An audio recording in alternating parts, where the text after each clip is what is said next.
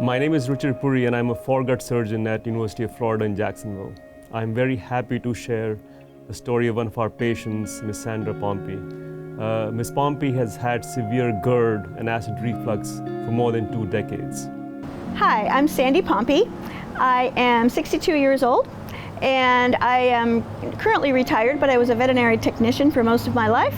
I've traveled the world doing animal rescue projects, and the only thing that was really kind of in the way of all my travels and things was the fact that the GERD would stop me sometimes from living my life the way I wanted to, eating what I wanted to eat, or having to always be prepared with all the meds and things that I would have to take to keep that under control.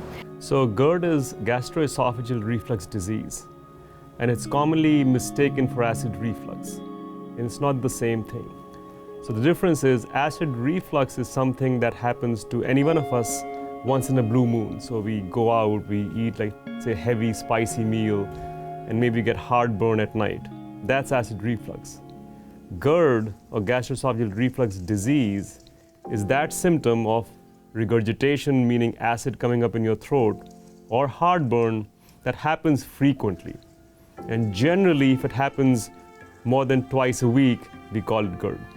I was to the point where I was basically living on smoothies because everything else would give me heartburn. I was just tired of it. I knew every time I would plan a trip somewhere, I'd have to remember, oh, I need so many bottles of Tums, and I have to make sure I don't eat the wrong thing. And so I was really ready for something to happen. And she's been suffering to a point where she's completely incapacitated by her symptoms, inability to eat, drink, and reflux all the time. She underwent an acid-reducing operation called a laparoscopic hiatal hernia repair and a partial fundoplication. And like most of the patients who had this operation, she had the operation and immediately from next day reported relief of symptoms.